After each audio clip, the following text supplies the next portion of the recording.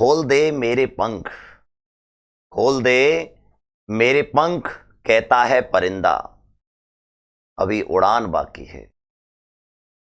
खोल दे मेरे पंख, कहता है परिंदा, अभी तो उड़ान बाकी है। जमीन नहीं मेरा लक्ष्य, पूरा आसमान बाकी है। मेरे दोस्तों, आप सभी के लिए दिल भरा नमस्कार, जय हिंद मेरे प्यारे साथियों। स्वागत है आप सभी का Shashank defence academy YouTube channel पर। देखिए दोस्तों, तरोताजगी और नहा धोकर अच्छी तरीके से क्लास को कवर करना आप सभी के लिए एक ऐसा अनुभव होता है जैसे कि बिछड़े हुए को कोई पुराना यार मिल जाना। दोस्तों, आज का हमारा मॉक टेस्ट जो होने वाला है बहुत लाजवाब होने वाला है। कंप्लीट चैप्टर को लेके चलेंगे। मॉक टेस्ट नंबर 32 बेहतरीन मॉक टेस्ट है बच्चों। 32वें मॉक टेस्ट में आप सभी का स्वागत है। इसमें हम आज करने वाले हैं क्वेश्चन। इसमें जो किए जाएंगे क्वेश्चन, वो क्वेश्चन किए जाएंगे 751 से 775 तक। इसमें हम क्वेश्चन करने वाले हैं। लेट नाउ स्टार्ट बच्चों। पहला क्वेश्चन आपके स्क्रीन पर आ चुका है बच्चों। सिंपल क्वेश्चन है, सरफेस टेंशन है। क्या जानते हैं आप सरफेस टेंशन के बारे में? क्वेश्चन बहुत अच्छा है। 751 सरफेस टेंशन क्या है आपसे पूछा है। फोर्स है, एनर्जी है, ए और बी दोनों, या वर्क? तो मेरे अकॉर्डिंग ये दोनों है। क्यों? क्योंकि सरफेस टेंशन जो होता है वो फोर्स अपॉन लेंथ भी होता है और एनर्जी अपॉन एरिया भी होता है। इसीलिए सरफेस टेंशन से फोर्स को भी डिफाइन किया जाता है और एनर्जी को भी, इसलिए बोथ आंसर है। अगला क्वेश्चन बच्चों आपकी स्क्रीन पर 752 कोणीय संवेग की विमा है। Dimension of angular momentum. कोणीय संवेग जो होता है वो जे होता है और ये होता है लीनियर मोमेंटम इनटू डिस्टेंस। इसका यूनिट हो जाएगा केजी मीटर स्क्वायर पर सेकंड और डायमेंशन हो जाएगी ml स्क्वायर टी की पावर -1 बच्चों। ml स्क्वायर टी की power -1। Then now answer equal to C, Calcutta. Next question बच्चों आपकी स्क्रीन पर, ताप के बढ़ने पर द्रव का परावैद्युतांक है। अगर हम टेम्परेचर बढ़ाएं तो लिक्विड के डाइलेक्ट्रेंस पर क्या प्रभाव पड़ेगा? बहुत बढ़िया क्वेश्चन है। यदि हम टेम्परेचर बढ़ाएं तो लिक्विड टेम्परेचर के बढ़ाने से लिक्विड का डाइलेक्ट्रेंस कम होता है बच्चों। ध्यान रखिएगा, घटता है। क्यों होता है? क्योंकि जो डाइलेक्ट्रेंस होता है के उसकी मीडियम का होता है वो, और मीडियम के दो लेयरों के बीच की डिस्टेंस बढ़ती चली जाती है यदि टेम्परेचर बढ़ता है तो। 754 जब एक इलेक्ट्रॉन 1 वोल्ट त्वरित किया जाता है तो इसकी ऊर्जा के बारे में पूछा है। एनर्जी बताइए बच्चों। एक इलेक्ट्रॉन को 1 वोल्ट से एक्सेलेरेशन दिया गया तो इसकी एनर्जी हो जाती है 1 इलेक्ट्रॉन वोल्ट। सब जानते हैं, बहुत फेमस क्वेश्चन भी है, इसलिए Bombay answer is the correct. अगला क्वेश्चन, लेंस के लिए फोकस दूरी f और r में संबंध है। देखो बच्चों, लेंस के लिए अगर हम मिरर के लिए बात करें, मिरर में तो बच्चों f जो होता है वो r/2 होता है। लेकिन मेरे भाइयों, लेंसों में अलग सिस्टम होता है। लेंसों में आपका रिफ्लेक्टिव इंडेक्स आता है। लेंसों में अगर हम बात करें तो f बराबर r/2 तो होता है, बस नीचे n-1 और आ जाता है reflective index. Then now right option is equal to Delhi. बहुत बार आया हुआ क्वेश्चन है। अगला 756 किसी वस्तु का द्रव्यमान इनफाइनाइट करने के लिए उसका वेग होना चाहिए। स्टीफन हॉकिंग न्यूटन के फर्स्ट लॉ का एप्लीकेशन। तो ये होता है m बराबर m0 ओवर रूट के अंदर 1 - v square upon c square. ये है बच्चों। और यदि मैं इसको इनफाइनाइट चाहता हूं तो मेरे को वेलोसिटी जो चाहिएगी वो चीज चाहिएगी, speed of light. Then answer A. Speed of light से तो बड़ा हो ही नहीं सकता, स्पीड ऑफ लाइट पे ही गड़बड़ा जाएगा। 757 प्रकाश की तरंग प्रकृति के लिए प्रमाण प्राप्त नहीं किया जा सकता। ऐसी कौन सी घटना है जो प्रकाश को पार्टिकल नहीं मानती है? देखो बच्चों, पार्टिकल को व्यक्त नहीं किया जा सकता, पार्टिकल हुआ, या फिर प्रकाश की तरंग प्रकृति को प्रमाणित नहीं किया जा सकता। इसका मीनिंग समझिए पहले, तभी ये चीज समझ में आएगी बच्चों। जैसे कि अगर मैं आपको बोलता हूं डॉपलर प्रभाव है, जितने भी इफेक्ट हैं वो लाइट को पार्टिकल मानते हैं, ठीक है? तो अगर इसमें डॉपलर इफेक्ट हो रहा होगा तो हम समझेंगे पार्टिकल है, और नहीं हो रहा होगा तो हम समझेंगे कि ये वेव है। तो यानी इसका मतलब ये तो डिफाइन कर सकता है। विवर्तन और व्यतिकरण, यानी इंटरफेरेंस और जो डिफ्रैक्शन है ये प्रकाश को तरंग मानते हैं, और अगर इन दोनों में से कुछ हो गया तो समझ जाएंगे कि वो वेव है, और नहीं हुआ तो समझेंगे ये पार्टिकल है। यानी ये तीनों ऑप्शन जो है डिफाइन कर रहे हैं प्रकाश डुअल नेचर रख रहा है। लेकिन एकमात्र ऐसा है रिफ्लेक्शन, ये डिसाइड नहीं कर पाएगा कि पार्टिकल है वेव है। क्यों? क्योंकि रिफ्लेक्शन जो होता है बच्चों वो पार्टिकल का भी होता है, वेव का भी होता है। अब रिफ्लेक्शन तो हर एक में होगा, तो हम कैसे बता पाएंगे कि पार्टिकल है कि वेव है? तो इसलिए कौन नहीं डिफाइन कर सकता? वो रिफ्लेक्शन नहीं कर सकता। अगला क्वेश्चन, तरंगों की कला संबद्ध स्रोत। तरंगों के लिए क्वेश्चन है, तरंगों के दो कला संबद्ध स्रोत कहलाते हैं। तरंग के जो दो स्रोत हैं वो कला संबद्ध कब कहलाएंगे? कला संबद्ध का मतलब क्या हुआ कि जब अच्छा इंटरफ्रेंस कब हो पाएगा बच्चों, व्यतिकरण हो पाएगा, जब उनकी फ्रीक्वेंसी क्या होगी, एकदम समान होगी। बच्चों ध्यान रखिएगा इस क्वेश्चन को। अगला क्वेश्चन, काइनेटिक गतिज फोटोन का द्रव्यमान होता है, यानी कि मास ऑफ काइनेटिक फोटोन। तो बच्चों आप जानते हैं एनर्जी का एक फॉर्मूला होता है एच न्यू, जिसको हम ले सकते हैं एच सी अपॉन लेमडा, या ऐसे हम ले सकते हैं एम सी स्क्वायर एनर्जी को। गतिक फोटोन का यानी एच सी अपॉन लेमडा, मैं इसको लिख सकता हूं एम सी। अच्छा मास ही मास पूछा है, कोई दिक्कत नहीं है, एक स्क्वायर से ये कट जाएगा, तो H over lambda equal to M C. तो यहां से मास निकालना है, क्या आ जाएगा बच्चों? H upon lambda C, H upon lambda C बच्चों। Then right option is a A. ऐसे क्वेश्चन बहुत आते हैं, इनको ध्यान रखना चाहिए बच्चों, बिल्कुल ईमानदारी के साथ ध्यान रखें। अगला क्वेश्चन आता है बच्चों 760 नंबर, पाई मीसोन कहलाता है। क्या होता है पाई मीसोन? क्वेश्चन ये है पाई मीसोन किसे कहते हैं? बढ़िया क्वेश्चन है बच्चों, इसको समझ लेना चाहिए। पाई मीसोन कहलाता है, पाई मीसोन में तीन चीजें आती हैं हिग्स बोसोन थ्योरी के अंदर, पाई पॉजिटिव, पाई नेगेटिव और पाई नॉट। इसीलिए ये ऑप्शन इज द बेस्ट। आगे बढ़ते हैं बच्चों, एन टाइप सेमीकंडक्टर बनाने के लिए सिलिकॉन के साथ कौन सी अशुद्धि मिलानी चाहिए? देखो बच्चों बहुत प्यार से समझिएगा, अगर हम बात करें सिलिकॉन की, तो सिलिकॉन की 4 वैलेंसी होती है। क्या होती है? 4 संयोजकता होती है। वैलेंसी कितनी होती है बच्चों सिलिकॉन की? 4। यदि आप इसमें एन टाइप सेमीकंडक्टर बनाना चाह रहे हैं, एन टाइप बनाना चाहते हैं तो इसमें ऐसा मिलाइएगा, इसमें ऐसा कुछ मिलाएं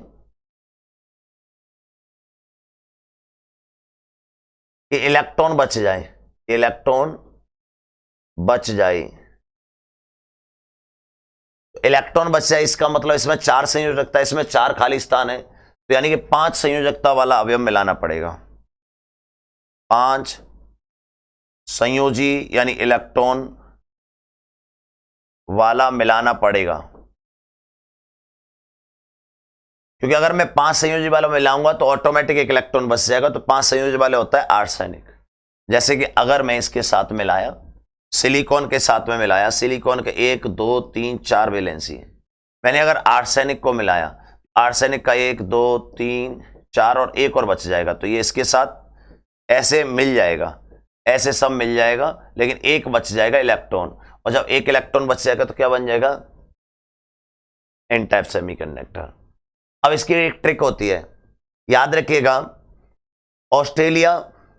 ऑस्ट्रेलिया सब बिखारी यानी एएस सब यानी एसवी, बिखारी मतलब बीआई।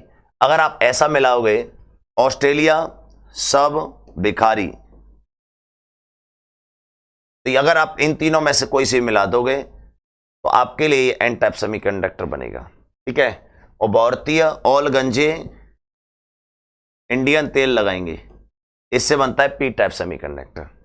और ये क्या है? नेपाल पाकिस्तान ऑस्ट्रेलिया, नेपाल पाकिस्तान ऑस्ट्रेलिया, ये वाला कंडीशन है। अगला बच्चों क्वेश्चन, ट्रिक से बता दिया मैंने वो क्वेश्चन अब तरीके से। एलसीआर सर्किट में रेजोनेंस कंडीशन में शक्ति गुणांक क्या होता है?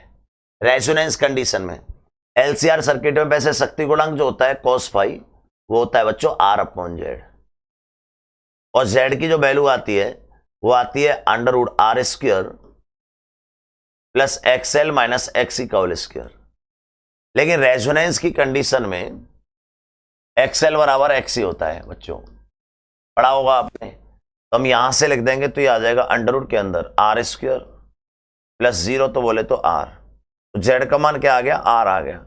अगर मैं आर की जगह जेड रख दूंगा तो क्या मिल जाएगा, 1। तो पावर कोफिशिएंट क्या मिल जाएगा, 1 मिल जाएगा बच्चों। अच्छा क्वेश्चन है, ऐसे क्वेश्चन आ जाते हैं, ध्यान रखें आप लोग। अगला बच्चों 763, क्वेश्चन नंबर 763, वाटहीन धारा के लिए शक्ति गुणांक होता है पावर कोफिशिएंट जिसमें पावर क्या लॉस हो, 0 हो। पावर लॉस 0 हो तो यानी cos फाई को 0 होना पड़ेगा और फाई पाई/2 होता है। लेकिन उसने पावर कोफिशिएंट पूछा है, देन आंसर 0। उसने नहीं पूछा फेस डिफरेंस, फेस डिफरेंस पूछता शक्ति गुणांक, शक्ति गुणांक cos फाई से कहते हैं, ध्यान रखिएगा। अगला क्वेश्चन आवेग का मात्रक है, यूनिट ऑफ इंपल्स बच्चों। यूनिट ऑफ अगर इंपल्स देखें, इंपल्स का इंपल्स होता है force into small time equal to impulse, इसका यूनिट यहीं से आता है बच्चों, तो न्यूटन सेकंड आ रहा है। क्या आ रहा है, newton second, then answer Delhi बच्चों, सिंपल क्वेश्चन। अगला नत्तल पर नीचे की ओर वस्तु का त्वरण होगा। देखो बच्चों ये है ओवर प्लेन और ये थीटा है। यहां पर अगर आप कोई सा भी ऑब्जेक्ट ले लें तो नीचे की ओर ये जाता है हमेशा जी साइन थीटा से। कैसे जाता है बच्चों, जी साइन थीटा से, हमेशा याद रखिएगा, ये याद रखना है आपको, हमेशा जी साइन थीटा से आता है। फैक्टर भी काट सकते हैं अगर आप चाहें तो। अगर मैं आपको ये जा रहा है एम जी, तो इसके 2 फैक्टर हो जाएंगे, इधर आ जाएगा आपके पास एम जी कॉस थीटा और इधर आ जाएगा आपके पास एम जी साइन थीटा। क्यों आया बच्चों, ये थीटा है तो ये 90, ये 90 माइनस थीटा तो ये थीटा होता है और थीटा के साइड में कॉस होता है। अगला ध्रुवों पर नवन कोण बच्चों, ये क्वेश्चन है, ये पृथ्वी है, ये होता है कोई भी अगर हम देख रहे हैं तो ये होता है नवन कोण अल्फा। लेकिन पोल पर इस अल्फा का मान जो हो जाता है वो कितना हो जाता है, 90 डिग्री। पोल पर कितना हो जाता है बच्चों, 90 डिग्री। बहुत अच्छा क्वेश्चन है, सिंपल क्वेश्चन है। अगला व्यवहारिक मात्रकों की संख्या है, कितनी सिंपल सिंपल क्वेश्चन है। जर्नल यानी नंबर ऑफ प्रॉपर्टीज यानी प्रिंसिपल क्वांटिटीज इज, प्रिंसिपल यानी जर्नल व्यवहारिक क्वांटिटीज कौन सी होती हैं, 3 होती हैं। कौन कौन सी होती है बच्चों, एक तो होती है लंबाई, एक होता है मास और एक होता है टाइम। लंबाई, द्रव्यमान, समय, ये प्रिंसिपल क्वांटिटीज कहलाती हैं और जर्नल कितनी होती हैं, 7, याद रखिएगा।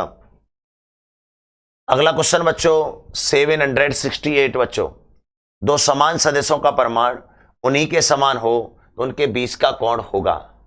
बहुत ही सिंपल है, 2 वेक्टर हैं, बहुत बार कराया भी है मैंने क्वेश्चन। उनका नेट उन्हीं के समान हो तो यानी ये भी आर दे रखा है, ये भी आर दे रखा है, ये भी आर, ये तीनों आपस में समान है तो एंगल भी आपस में समान होंगे और एंगल हो जाएंगे 120 120 120, क्योंकि तीनों का सम 12 3 36 360 होगा। क्वेश्चन क्लियर है, C answer is the right. अगला क्वेश्चन परम शून्य ताप का पाठ्यांक होता है, यानी बिल्कुल 0 टेम्परेचर। परम शून्य ताप का मतलब क्या होता है, परम शून्य ताप बोलते हैं 0 केल्विन को बच्चों, या फिर हम इसको बोल सकते हैं -273.15 डिग्री सेंटीग्रेड। ये परम शून्य ताप कहलाता है। इस ताप पर वस्तुएं गायब हो जाती हैं, उनका मास इनफाइनाइट और डेंसिटी 0 हो जाती है, इस तरीके से होता है। अगला 1 लीटर एल्कोहल का वजन गर्मियों में हो जाएगा। बहुत अच्छा क्वेश्चन है, सिंपल भी है। देखो बच्चों अगर हम बात करें, ये 1 लीटर है और इसमें हमने कोई बिल्कुल छकाचक भर दिया ऐसे, लेकिन होगा क्या बच्चों, गर्मियों में इसका वॉल्यूम बढ़ जाएगा, गर्मियों में इससे कुछ लिक्विड कुछ अल्कोहल बाहर गिर जाएगा तो वजन क्या हो जाएगा, कम हो जाएगा 1 लीटर का, इसीलिए कम हो जाएगा बच्चों। अगला क्वेश्चन ऊष्मागतिकी के प्रथम नियम का द्वितीय नियम क्या होता है, पूरक होता है। देखिए थर्मोडायनामिक्स का जो फर्स्ट लॉ है उसमें कुछ चीजें क्लियर नहीं है, उसमें क्या है, कुछ चीजें बच्चों क्लियर नहीं है। उसमें क्या हुआ है कि कुछ चीजों को क्लियर नहीं किया है, इसीलिए सेकंड लॉ को आना पड़ा था, तो इसीलिए इसको बोलते हैं पूरक है। तो ध्यान रखिएगा बेटा, सेकंड लॉ फर्स्ट लॉ को कंप्लीट करता है। कौन सा ऊष्मागतिकी का फलक नहीं है, एंथैल्पी होता है, गिब्स ऊष्मा होता है, आंतरिक ऊर्जा होता है, वर्क डन। क्योंकि वर्क डन डिपेंड नहीं करता है कि work done work power energy का भी हो सकता है, या फिर नॉर्मल भी हो सकता है ना, या फिर आपके लिए थर्मोडायनामिक्स का जरूरी नहीं है वो हो। अगला, यदि किसी पिंड का संवेग 2 गुना कर दिया जाए तो ऊर्जा में वृद्धि हो जाएगी। बहुत ही सिंपल क्वेश्चन है बच्चों। संवेग कितना कर दिया है? 2 गुना। आप जानते हैं एनर्जी होती है प्रोपोर्शनल टू मोमेंटम स्क्वायर। बच्चों क्वेश्चन में क्या कहा है कि संवेग को 2 गुना कर दिया गया, एनर्जी कितनी हो जाएगी? 4 गुना। सिंपल। इंक्रीजमेंट कितना हो जाएगा बच्चों? वृद्धि हो जाएगा 4 - 1 यानी 3 गुना। और 3 गुने को अपन क्या लिख सकता है बच्चों? 300% लिख सकता है। Then right answer is the Bombay बच्चों। बहुत सिंपल है, आते हैं ऐसे क्वेश्चन। अगला क्वेश्चन, 9.8 मीटर लंबे किसी भी सरल लोलक का आवर्तकाल होगा जबकि प्रयोग पृथ्वी पर किया जाए। बहुत सिंपल है। अब टाइम पीरियड का क्वेश्चन है, आप कर भी सकते हैं। टाइम पीरियड जो होता है वो होता है 2π√L/g बच्चों। और इसने ये क्या दे रखा है? 2π√L। L कितना दिया है? 9.8। ये भी बच्चों 9.8 कितना आ जाएगा? 2π सेकेंड आ जाएगा। अंदर तो 1 हो गया। Then right answer is the Bombay बच्चों। और ये लास्ट क्वेश्चन आपके स्क्रीन पर, यदि किसी सरल लोलक की लंबाई 21% बढ़ा दें, 21% क्या कर दिया है? बढ़ा दिया जाए तो आवर्तकाल हो जाएगा। सरल लोलक की लंबाई 21% बढ़ा दिया तो टाइम पीरियड के बारे में पूछा है बच्चों। टाइम पीरियड का फॉर्मूला क्या होता है? वो होता है 2π√L/g, यही होता है। तो यहां से हम t प्रोपोर्शनल टू क्या आ रहा है? √L आ रहा है। इसने कहा 21% बढ़ा दें, मैंने L1 ले लिया 100, L2 कितना हो जाएगा? 121। यही तो कहा है क्वेश्चन में। तो मैंने T1 दे रहा हूं, T1 मैंने T ले लिया, T ले लिया, और ये T2 है। रूट के अंदर L1 कितना ले लिया? 100, और L2 कितना आ रहा है? 121। मैं इसको 10/11 लिख सकता हूं।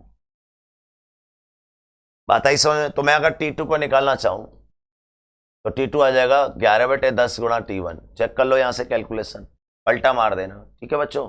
परसेंटेज में निकालना है, परसेंटेज में 100 का गुणा कर दीजिएगा। तो 100 का गुणा कर देंगे तो 111/100, इसको मैंने 100 मान लिया, इससे ये कट जाएगा तो ये आ जाएगा 110%। इंक्रीजमेंट कितना हो जाएगा? 10% इंक्रीजमेंट हो जाएगा, क्योंकि मेरे पास T2 जो आ गया है वो आ गया 110 और मैंने T1 मान लिया है 100। इंक्रीजमेंट कितना आ जाएगा? 11%। 110 नहीं 11, कितना आ रहा है? एक सेकेंड बच्चों, 10 नहीं आएगा, 11 ही आएगा। ओके ओके ओके, सही तो है। यहां ध्यान दीजिए, ये परसेंटेज का क्वेश्चन है। तो उसने ये कहा है कि आवर्तकाल होगा, ना कि बढ़ जाएगा। ठीक है, तो T1 कितना बोला है? T1, ये T1, तो ये कितना आ रहा है? 11/10। T1 हमने कोई भी मान लिया, T1 हमारे पास T आ गया, कितना हो गया है? आप देख रहे होंगे कि T2 का मान 11 आ गया है, तो T1 का मान अगर 10 है तो ठीक है, रेशियो के हिसाब से तो 11% इंक्रीज दिख रहा है। ऐसे क्वेश्चन आते हैं बच्चों, बहुत आसान होते हैं। ऐसे क्वेश्चनों को आप कर भी सकते हैं सिंपल तरीके से। ठीक है, यहां से अगला आपको मॉक टेस्ट मिलेगा कल। आज के लिए बस इतना ही। जय हिंद दोस्तों।